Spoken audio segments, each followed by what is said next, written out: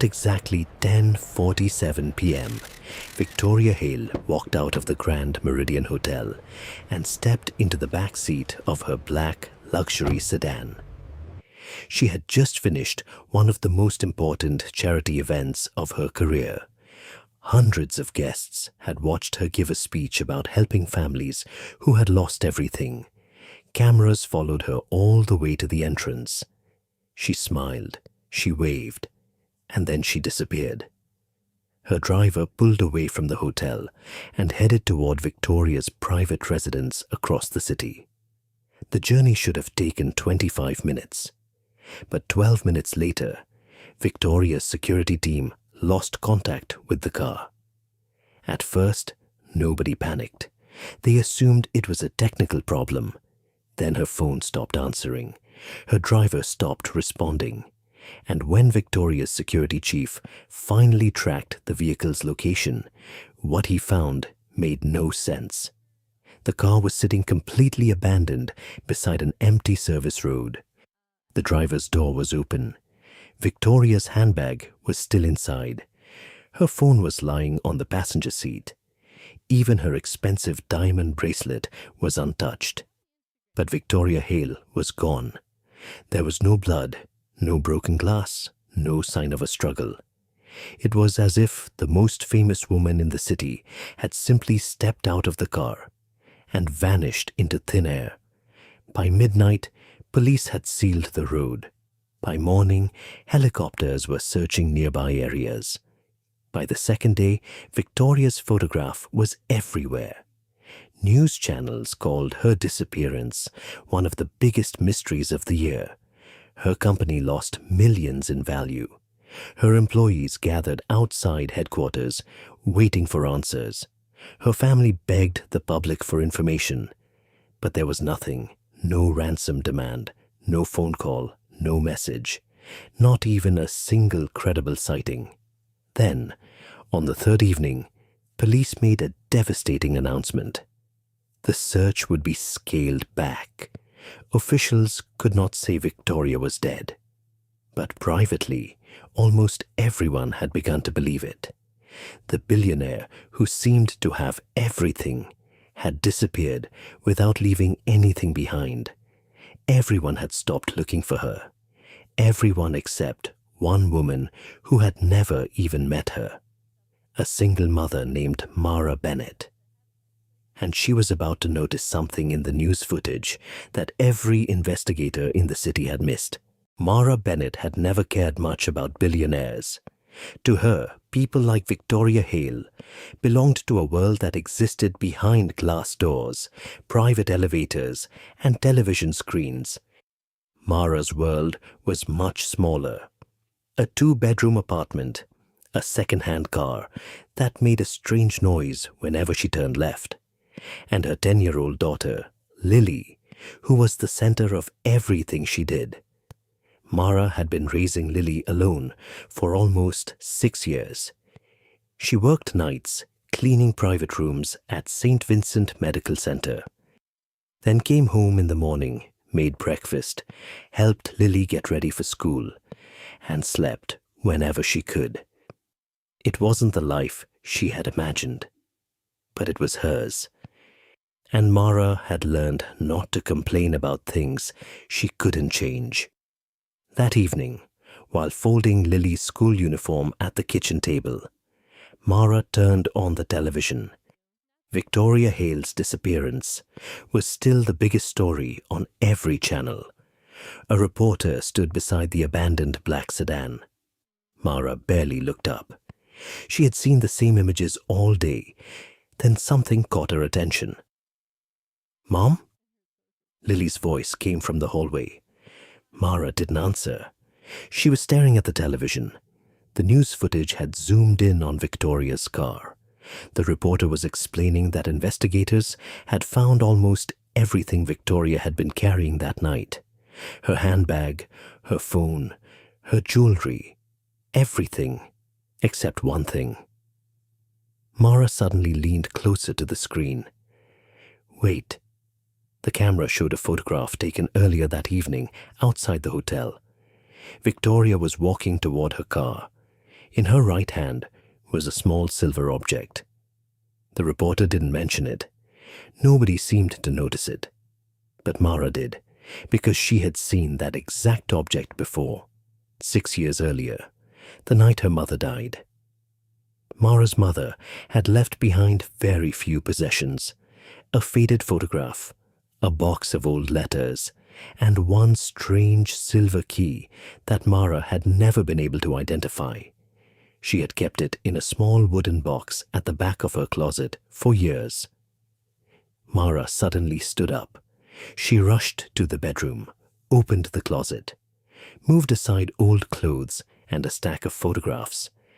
Then she pulled out the wooden box. Her hands trembled as she opened it. The silver key was still there, small, old, and unmistakably similar to the object Victoria Hale had been holding. Mara stared at it for several seconds. There was no logical reason for the two objects to be connected. Victoria Hale was a billionaire. Her mother had spent her entire life struggling to pay the bills. Their worlds had never crossed. At least, that was what Mara had always believed. Then she noticed something else inside the box. A folded piece of paper she had completely forgotten about. She opened it carefully. There was an address written in her mother's handwriting, and beneath the address were 4 words: "If they find her." Mara stopped breathing. She read the words again. Then she looked back at the television. Victoria Hale, missing for 3 days, presumed dead. And suddenly, Mara wasn't watching the news anymore. She was looking at a mystery that might have begun long before Victoria ever disappeared. For the first time in 6 years, Mara wondered whether her mother's death had really been an accident, and whether the woman everyone had given up searching for might still be alive. Mara spent the entire night staring at the piece of paper. She had placed it on the kitchen table beneath the yellow light above the stove. The handwriting belonged to her mother. There was no doubt about that. Mara had seen those letters hundreds of times growing up. But the words beneath the address frightened her. If they find her, who was her? And who were they? For 6 years, Mara had believed her mother's death was a tragic accident. Her mother had been driving home from work when another vehicle crossed the center line. The police had called it unfortunate. The insurance company had called it unavoidable. Mara had called it the worst night of her life. But now, there was a possibility she had never allowed herself to consider. What if her mother had known something? What if someone had wanted her silent? At 5:30 the next morning, Mara made a decision. She couldn't take the mystery to the police yet, not until she knew what the address meant. She kissed Lily on the forehead, left her with her neighbor, and drove across the city.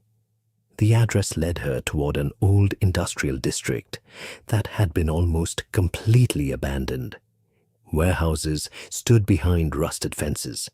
Broken signs swung above empty buildings. The farther Mara drove, the quieter the streets became. Finally, she reached the address. It wasn't a house. It was an old records building. The windows were covered with dust, and half the letters had fallen from the sign above the entrance. Mara stepped out of her car. For a moment, she simply stared at the building. She had expected something connected to Victoria Hale. Instead, she found a place that looked like it had been forgotten decades ago. She checked the address again. It was correct. Mara walked around the building until she found a side entrance. The door was locked, but the lock itself looked strangely new. Someone had recently replaced it. That stopped her. Why would anyone maintain an abandoned building? Mara stepped back. Then she heard a sound. A car engine. She turned. A dark sedan had stopped at the end of the street. Nobody got out. Mara couldn't see the driver's face. She quickly moved behind a concrete pillar and watched. The sedan remained there for almost 30 seconds.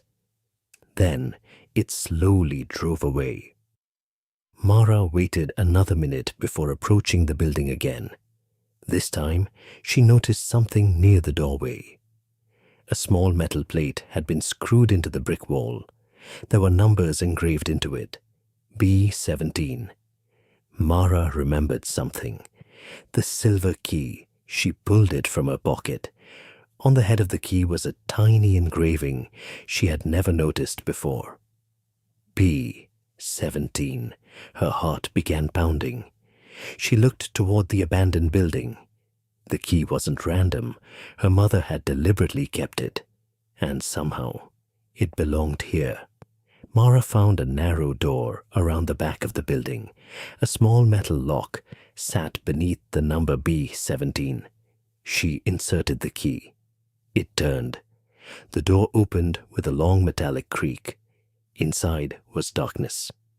Mara switched on the flashlight on her phone and stepped inside. Dust covered almost everything. Old shelves, empty filing cabinets, broken wooden crates. Then her light stopped on something sitting alone on a table. A black folder. Mara walked toward it. There was no name on the cover, only one handwritten date. The date was 6 years old, the same month her mother died. Mara slowly opened the folder. Inside were photographs, bank records, copies of old contracts, and one photograph that made her blood run cold. It showed Victoria Hale standing beside Mara's mother. They were younger, much younger, and they weren't strangers. They were smiling at each other like people who had known one another for years. Mara's fingers tightened around the photograph. "Mom?" She turned the photograph over. There was another handwritten sentence. "If Victoria disappears, find the woman who knows why." Mara stared at the words. Then she heard footsteps outside. Someone was walking toward the door, slowly, deliberately. Mara closed the folder. The footsteps stopped. A shadow appeared beneath the door. Someone was standing outside. Mara held her breath. The handle began to turn. The door handle moved again. Mara froze. She stood behind the old filing cabinet, holding the folder tightly against her chest. The handle stopped. For 3 seconds, there was complete silence. Then someone outside whispered, "She's not here." Another voice answered, "Check anyway." Mara's heart began pounding. They weren't police. Police wouldn't whisper outside a locked room. And they wouldn't be looking for her. At least, she hoped they weren't. The door opened. 2 men stepped inside. Both wore dark jackets. Neither carried a flashlight. They seemed to know exactly where they were going. Mara crouched lower behind the cabinet. One of the men walked toward the table where she had found the folder. He stopped. His eyes moved across the room. Then he noticed the dust disturbed on the table. Someone was here. The second man looked toward the back wall. "Find the folder." Mara's grip tightened. They knew about it. They weren't searching randomly. They had come for the same evidence she had just discovered. The first man opened a drawer. The second moved toward the shelves. Mara slowly backed toward a narrow doorway behind her. She could hear her own breathing. One wrong sound, and they would find her. Then her phone vibrated. The screen lit up. Lily calling. Mara immediately grabbed the phone and silenced it. But it was too late. Both men turned toward her. "Who's there?" Mara ran. She pushed through the narrow doorway and found herself in an old corridor. Behind her, footsteps exploded across the floor. "Stop!" She didn't. She ran through another door and found a rusted staircase leading downward. There was nowhere else to go. She descended. The stairs ended in an old basement filled with broken furniture and wooden crates. Mara looked around desperately. Then she noticed a small ventilation opening near the floor. It was barely wide enough for her shoulders. She dropped to her knees and crawled through. Behind her, the men reached the basement. One of them shouted, "She can't be far." Mara crawled faster. The tunnel opened into an alley behind the building. She pushed herself out, scraped her hands against the concrete, and ran toward her car. She didn't stop until she was several blocks away. Only then did she look at the folder. It was still in her hands. She had escaped. But something was wrong. One page was missing. The page containing the name of the person who knew why Victoria had disappeared. Mara slammed the brakes. She looked at the remaining documents. There was one photograph she hadn't noticed before. Victoria Hale, standing beside Mara's mother. And behind them was the same abandoned records building. But this photograph had something different. Written across the bottom was a date. 3 days before Mara's mother died. Mara stared at it. Then her phone rang. Unknown number. She almost ignored it. But something made her answer. She said nothing. For several seconds, there was only static. Then a woman's weak voice came through. "Mara?" Mara's entire body went cold. She knew that voice. She had heard it on television for 3 days. "Victoria?" The woman on the other end breathed heavily. "Listen to me carefully." Mara gripped the steering wheel. "I'm alive." Her eyes filled with disbelief. "But they know I'm alive." Mara couldn't speak. Victoria continued, "And if they find me before sunrise?" There was a pause. "They'll come for you too." The call suddenly disconnected. Mara stared at the phone. Outside, the sky was beginning to turn grey. Dawn was less than an hour away. And somewhere in the city, the woman everyone believed was dead was still fighting to stay alive. Mara didn't move for several seconds after the call ended. She kept staring at the phone in her hand. Victoria Hale was alive. The woman the entire country believed was dead had just called her. And somehow, she knew Mara's name. Mara looked at the clock. 5:18 a.m. The sky outside was slowly turning grey. She should have called the police. Every instinct told her to do exactly that. But Victoria's final words kept repeating in her mind. "They'll come for you too." Mara started the car again. "Where are you?" she whispered. Her phone vibrated. A message appeared from the same unknown number. "Old Riverside Station, Platform 4, come alone." Mara stared at the screen. Old Riverside Station had been closed for almost 15 years. It was the kind of place nobody went unless they had a reason. Mara drove there. When she arrived, the station was completely empty. Fog covered the old tracks. The first sunlight was barely visible beyond the buildings. Mara stepped out of her car. "Victoria?" Nothing. She walked toward Platform 4. An old maintenance door stood slightly open. Mara pushed it. "Victoria." A weak voice answered from somewhere inside.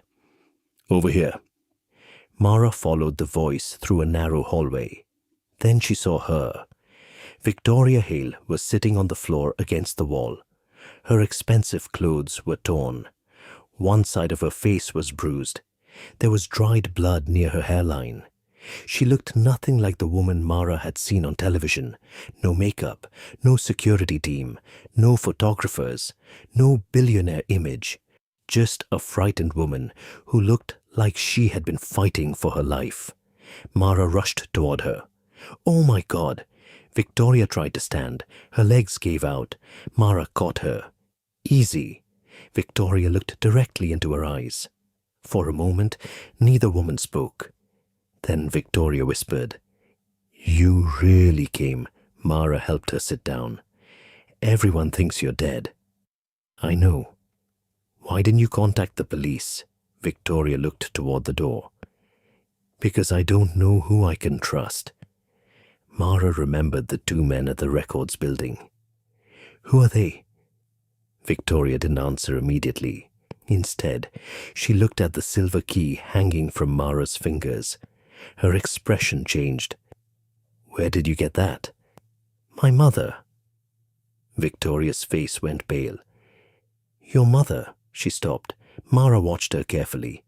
You knew her. Victoria lowered her eyes. Yes. How? Victoria took a slow breath. Your mother worked for me. Mara froze.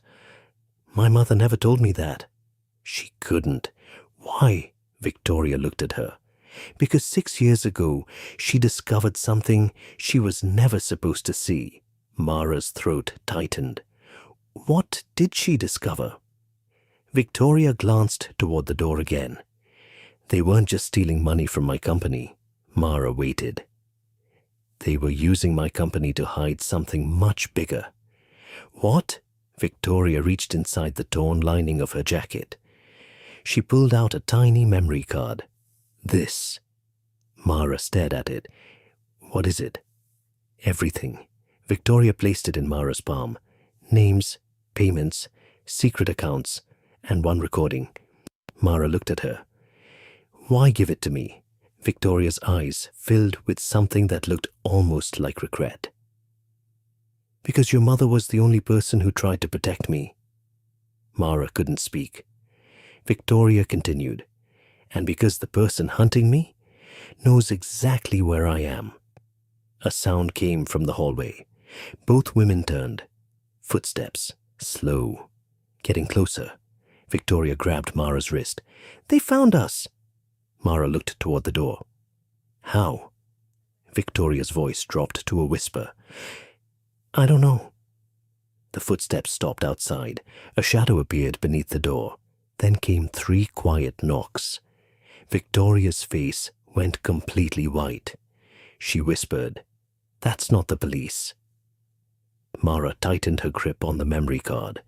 The door handle began to move, and this time, there was nowhere for either woman to run. The door handle turned. Mara grabbed Victoria's arm. Can you walk? Victoria nodded, even though the pain on her face said otherwise. Mara quickly looked around the small maintenance room. There was another door at the far end. She pulled it open. A narrow service corridor stretched into darkness. Come on. They moved as quietly as they could. Behind them, the main door finally opened. A man's voice echoed through the room. Search everything. Mara and Victoria disappeared around the corner. The corridor led to an old staircase. They climbed down instead of up. At the bottom, Mara found another exit that opened into a deserted alley. They stepped outside.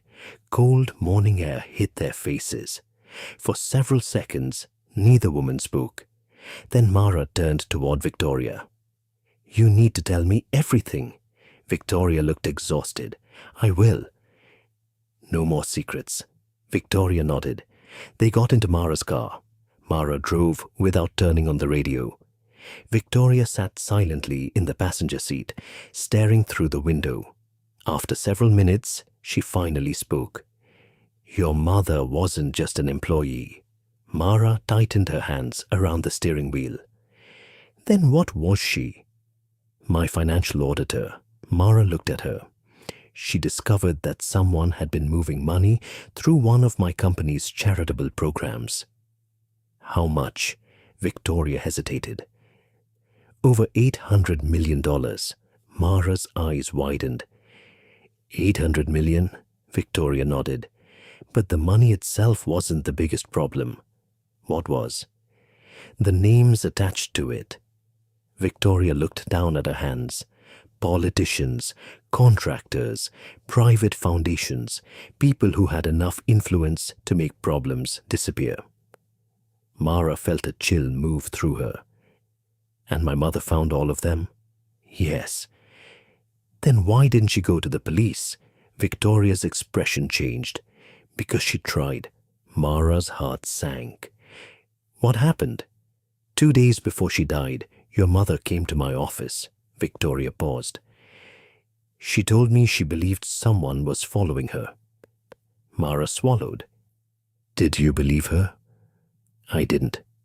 The words came out quietly. And that is something I'll regret for the rest of my life. Mara looked away. Victoria continued. She asked me to shut down the investigation temporarily. She wanted time to copy everything before anyone could destroy the evidence. And then she died. Victoria nodded.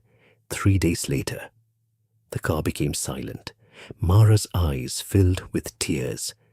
For 6 years, she had blamed a stranger for her mother's death. Now she was beginning to wonder whether there had been a much larger reason. Why didn't you tell me? I tried. Mara looked at her sharply. What? After your mother died, I sent someone to contact you. Mara shook her head. Nobody ever came. Victoria's face tightened. Then they intercepted the message. Who? Victoria looked toward the rearview mirror. I don't know exactly. Mara frowned. You don't know? I knew there was someone inside my organization helping them, but every time I got close to finding out who, another piece of evidence disappeared. She reached into her jacket and touched the memory card. Until I found this. Mara remembered the card in her pocket. What exactly is on it? Victoria lowered her voice. A recording of a meeting. Whose meeting? The people who ordered your mother's investigation to be stopped. Mara's breathing slowed. Who was in the meeting?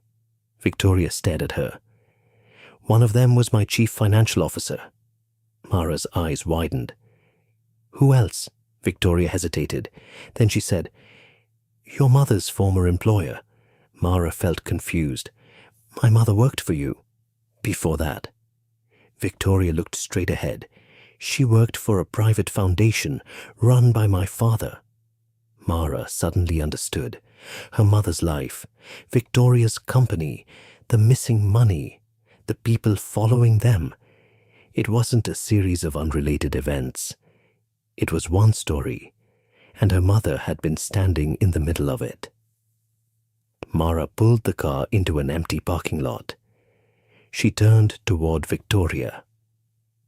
Who tried to kill you? Victoria looked at her. I don't know. Then she added quietly, but I know who benefits if I'm dead. Mara waited. Victoria reached for the memory card. Everyone whose name is on this. A black SUV suddenly passed the end of the street. Victoria immediately ducked. That's them. Mara looked in the mirror. The SUV had stopped. 2 doors opened. 3 men stepped onto the pavement. Mara started the engine. Hold on. She accelerated out of the parking lot. The SUV followed. Victoria looked terrified. They know about the card. Mara glanced at her. Then we're not going to let them take it. For the first time since they met, Victoria smiled faintly. Not because she wasn't afraid, but because she finally realized something. She wasn't running alone anymore.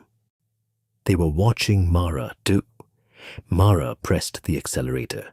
The black SUV stayed behind them. It wasn't speeding. It didn't need to. It simply followed. Victoria kept looking through the rear window. They're not trying to pass us. Mara's eyes stayed on the road. They're waiting for us to make a mistake. Victoria looked at her. Where are we going? Home? Victoria's expression changed. No. Mara glanced at her. I need my daughter. That's exactly why you can't go there. Mara's hands tightened around the steering wheel. My daughter is 10 years old.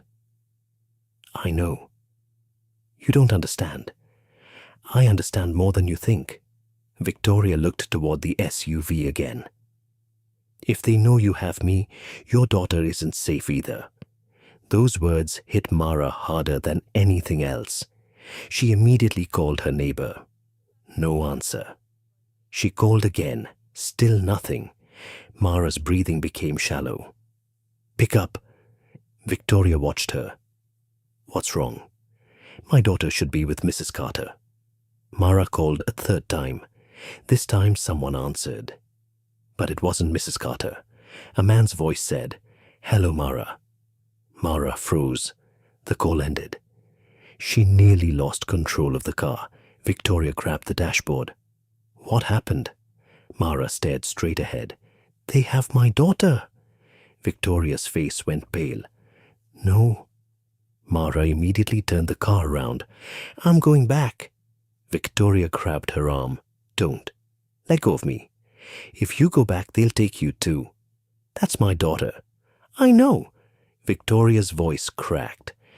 "I know what it feels like to have someone you love used against you." Mara looked at her. Victoria reached for her phone. "Call them." Mara hesitated. "What?" "Call them back." Mara dialed the number. It rang once, then twice. A man's voice answered. "Drive to the old St. Mary's parking garage." Mara said nothing. "You'll find your daughter there.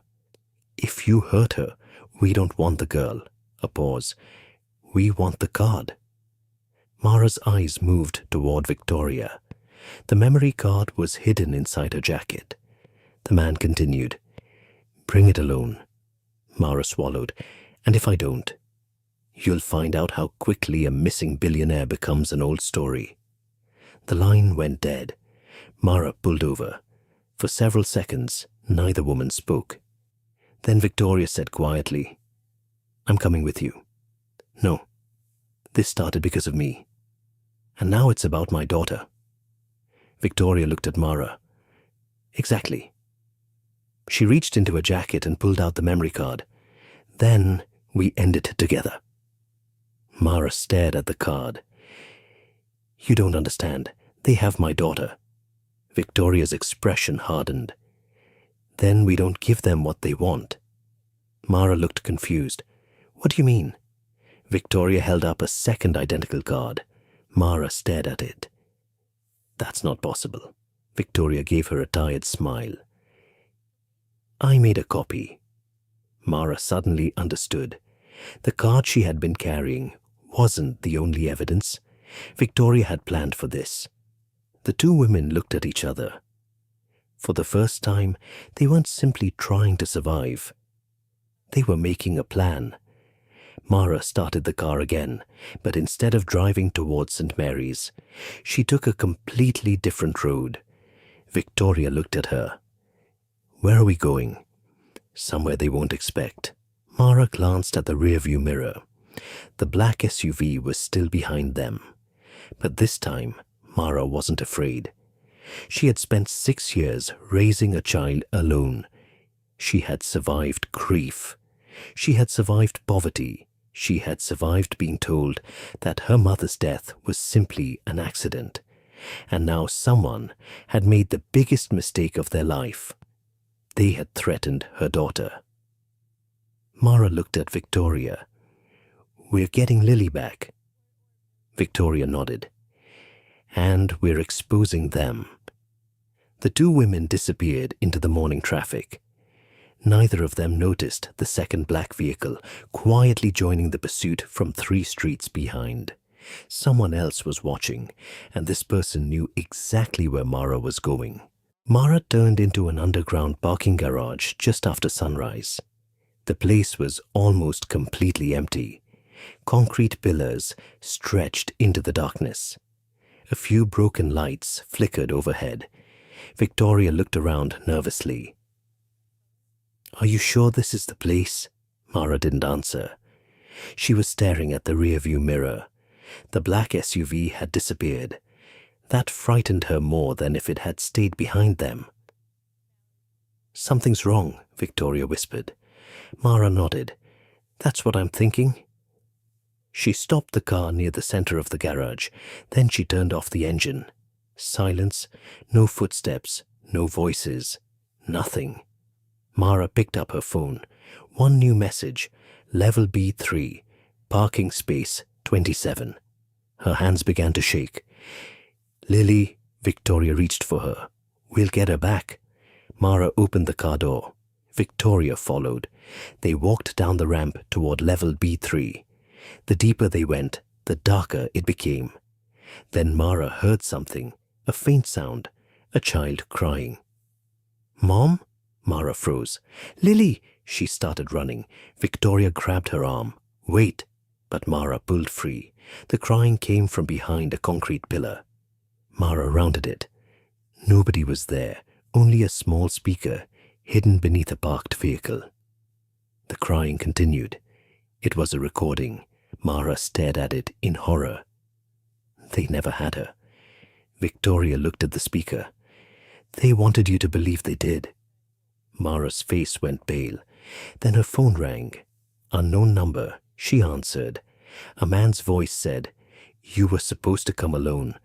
Mara looked around. Where is my daughter? Safe. Let me speak to her. A pause. Then Lily's voice came through.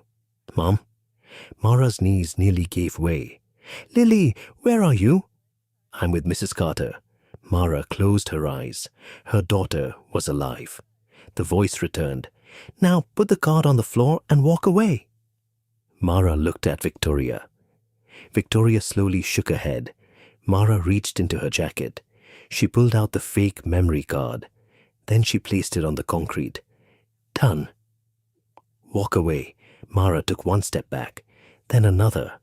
Victoria whispered, Now! Mara suddenly kicked the card beneath a parked car. At the same moment, Victoria pulled the emergency fire alarm. A deafening siren filled the garage. Red lights began flashing. The sound echoed through every level. Several doors opened above them. People started shouting.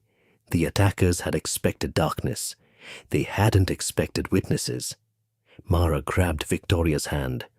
Run! They raced toward the exit. Behind them, footsteps thundered across the concrete. A man shouted, Stop them! Mara didn't look back. They reached the street just as a city bus pulled toward the intersection. Mara stepped directly into the crowd. Victoria followed.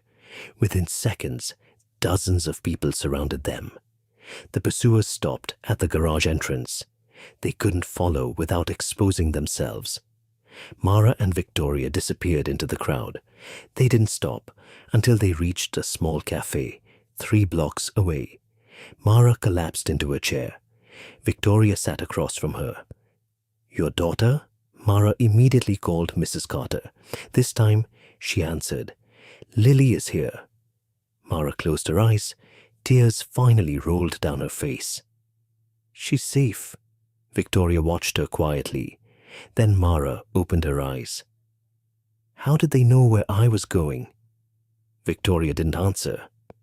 Mara looked at her. They knew about the garage. Victoria's expression changed. Only someone close to us could have known. Mara slowly placed the real memory card on the table. Victoria stared at it. You still have it? Mara nodded. The one they thought I had was fake. Victoria looked almost relieved. Then Mara noticed something. There was a tiny red light blinking on Victoria's coat. A tracking device. Mara reached across the table and pulled it free. Both women stared at it. Victoria's face went white. They've been tracking me. Mara looked at the device. No. She turned it over. There was a tiny engraved symbol on the back. Mara recognized it immediately. It was the same symbol she had seen on the documents inside the old records building. Her mother's handwriting suddenly came back to her. If they find her, find the woman who knows why. Mara looked at Victoria. I know where we need to go. Where? My mother's old office. Victoria stared at her. That place was destroyed 6 years ago. Mara shook her head. Not all of it. She stood. There's something my mother hid before she died. Victoria looked at the memory card. And you think it can tell us who is behind this? Mara nodded. I think my mother knew this day would come. Outside the cafe window, a man in a grey coat watched them leave. He lifted his phone. They found the second location, a voice answered. Then stop watching them. The man looked toward Mara's car. What should I do? The voice replied calmly. Make sure they never reach the office. The call ended, and for the first time, the person giving the orders was no longer afraid of being discovered, because the real target was no longer Victoria Hale. It was Mara Bennett. Mara drove toward the old financial district, with Victoria sitting beside her. Neither woman spoke. The city was waking up around them. People were going to work. Children were being taken to school. Cars filled the streets. And somewhere in all that ordinary life, someone was still trying to make sure Victoria Hale disappeared forever. Mara turned into a narrow side street. At the end stood an old brick building. The sign above the entrance had been removed years ago. But Mara knew the place, her mother's office. Victoria stared through the windshield. I haven't been here since your mother died, Mara barked. Neither have I. They entered through a side door. The building smelled of dust and old paper. Mara walked through the dark hallway until she reached a small office at the end. The door was locked. She pulled the silver key from her pocket. It opened. Inside, almost everything had been removed. An empty desk, broken shelves, a dead computer. Mara walked toward the wall behind the desk. She remembered something from childhood. Her mother had always told her never to touch the third wooden panel. Mara counted. 1, 2, 3. She pressed it. Nothing happened. Victoria watched. Maybe you're remembering it wrong. Mara shook her head. She pressed harder. A small click came from inside the wall. A hidden compartment opened. Victoria stepped closer. Inside was a sealed envelope. Mara pulled it out. Her name was written across the front. For Mara. Only if Victoria disappears. Mara's hands began shaking. She opened it. There was a letter. Her mother's handwriting filled the page. Mara read silently. Then her eyes stopped on one sentence. Victoria isn't the person they are afraid of.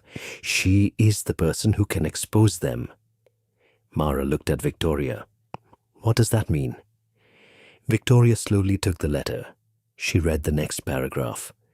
Her face changed. What? Mara watched her. What is it? Victoria looked up. Your mother discovered that the money wasn't being stolen from my company. Mara frowned. Then where was it going? Victoria pointed to a name written in the letter. The Hale Foundation. My father's foundation. Mara stared at her. Your father? Victoria nodded. He died 8 years ago. She looked at the documents hidden inside the compartment. But apparently, his operation didn't die with him. Mara opened the remaining papers. There were transaction records, photographs, names, dates, and one document signed 6 years ago. The same week Mara's mother died. Mara looked at the signature. She recognized the name immediately. That's him. Victoria looked over. Who? My mother's former supervisor. The man who had told police that her mother had been under extreme stress before her death. The man who had convinced Mara that the accident was simply an accident. Victoria's face hardened. He's been working for me for years. Mara's stomach dropped. He was there after my mother died. Victoria nodded slowly. And he was the person who knew about my investigation before I ever announced it. Silence filled the room. Suddenly everything connected. The old records building, the missing evidence, Victoria's disappearance, the men following Mara, Mara's mother's death. It had all been connected. But there was still one question. Why now? Victoria looked at the memory card. Because I found the last piece. She took the card from Mara. There was one account my mother never managed to trace. Mara looked at her. Your mother? Victoria nodded. She left me a message before she died. What did she say? Victoria's voice became quieter. She said the person behind everything wasn't hiding outside the company. Mara waited. He was inside my home. Mara stared at her. Your home? Victoria nodded. My chief advisor. The same man who had publicly led the search for her. The same man who had stood beside Victoria's family during press conferences. The same man who had spent 3 days telling the world that Victoria was probably dead. Mara suddenly understood. He wanted everyone to believe you were dead. Victoria nodded. Because if I was officially dead, he could take control of everything. Mara looked at the documents.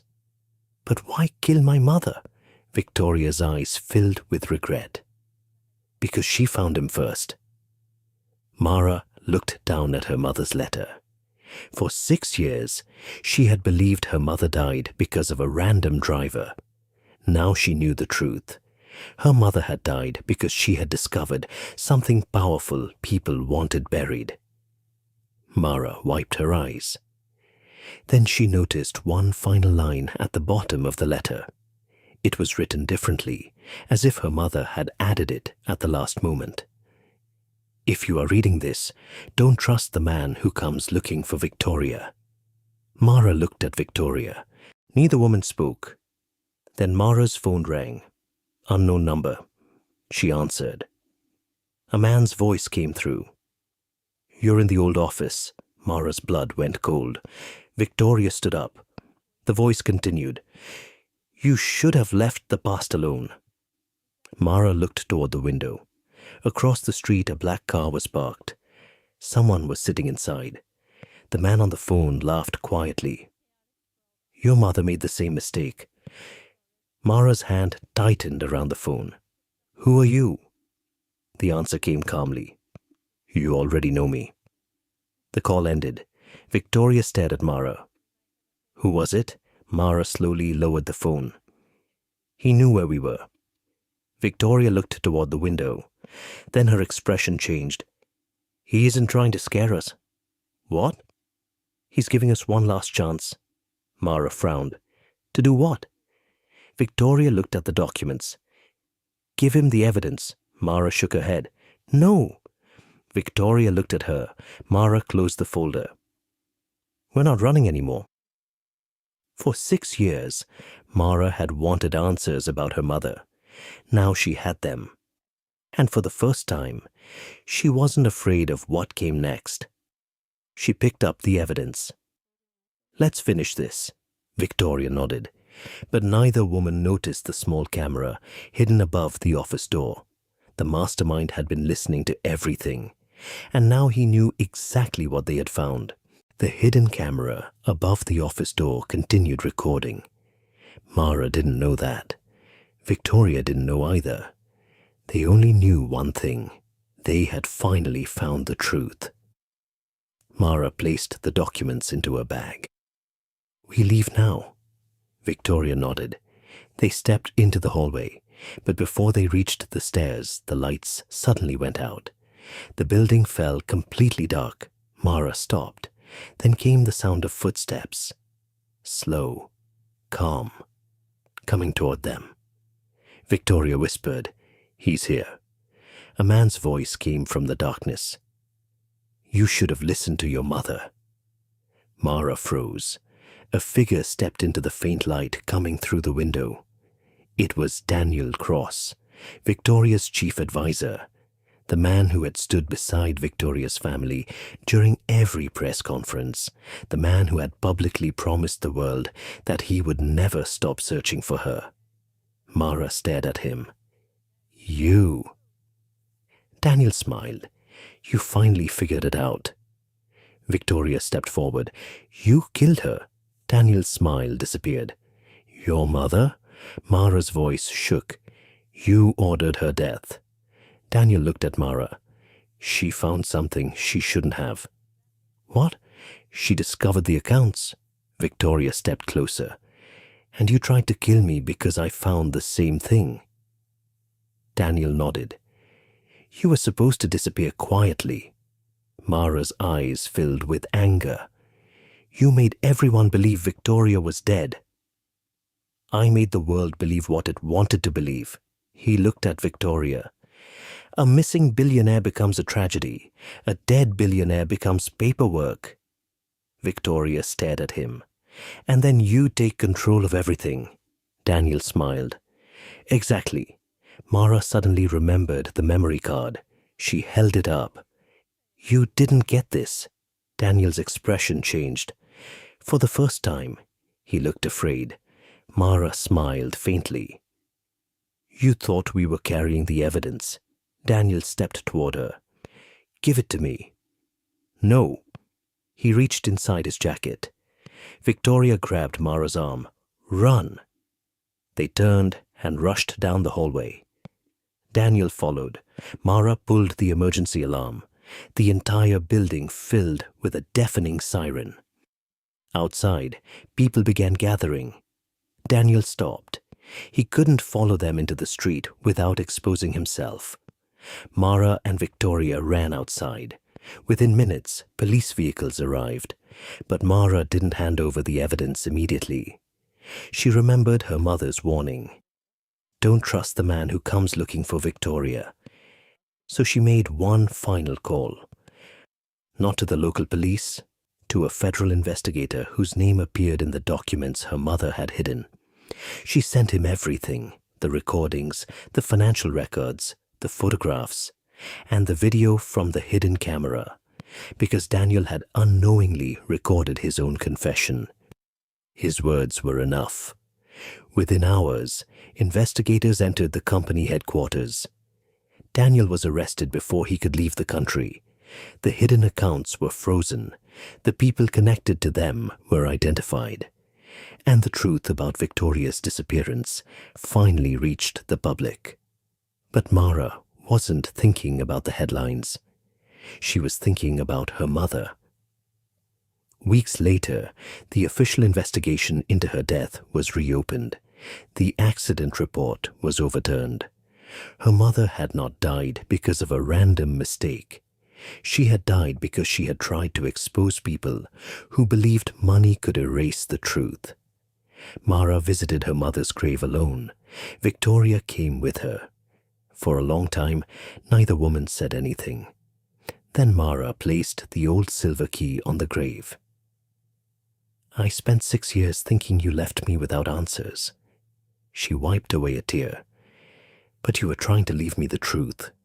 Victoria stood beside her. I'm sorry. Mara looked at her. For what? For not protecting her. Mara shook her head. You were fighting your own battle. Victoria looked down. And you saved my life.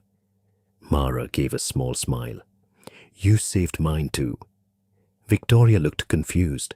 Mara continued. If I hadn't found you, I might never have discovered what happened to my mother. For the first time, Victoria smiled. Not the polished smile she used for cameras. A real one. Months passed. Victoria rebuilt her company without the people who had betrayed her. But she changed the way she lived. She stopped surrounding herself with people simply because they were powerful. She started listening, and she never forgot Mara. She quietly paid for Lily's education, not as a reward, but because she knew Mara would never accept money for saving her. Mara continued working at the hospital. She remained a single mother. Her life didn't suddenly become perfect, but it became lighter. One evening, Victoria visited Mara's apartment. Lily opened the door. You're the lady Mom saved. Victoria laughed. I think your mom saved me. Lily looked at Mara. Then I guess you both saved each other. Mara and Victoria looked at one another. Neither woman answered. Because Lily was right. The world had searched for Victoria Hale with money, technology, security teams, and endless resources. But it was an ordinary single mother who found her. Not because Mara was powerful, not because she had special training. She found Victoria because she noticed what everyone else ignored. And in saving a woman the world had already given up on. Mara finally found the truth about the woman she had lost 6 years earlier. Sometimes the person who changes your life isn't the richest person in the room. Sometimes it's the person who refuses to stop looking